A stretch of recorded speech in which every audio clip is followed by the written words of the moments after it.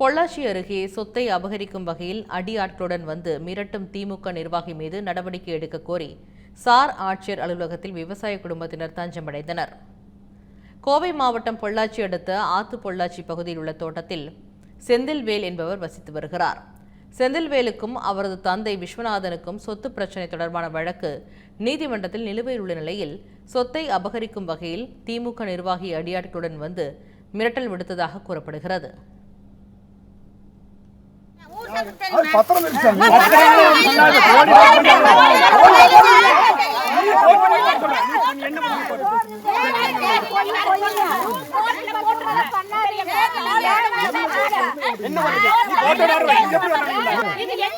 எங்க சத்துக்கு டாக்குமெண்ட் இருக்குங்க.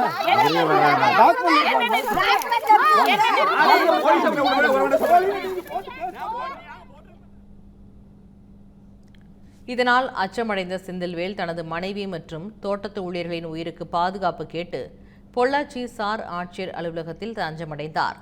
திமுக நிர்வாகி தொடர்ந்து மிரட்டல் விடுத்து தகாத வார்த்தையில் பேசி வருவதாகவும் இது தொடர்பாக காவல்துறையிடம் பலமுறை மனு அளித்தும் எந்த நடவடிக்கையும் எடுக்கவில்லை எனவும் அவர் குற்றம் சாட்டியுள்ளார்.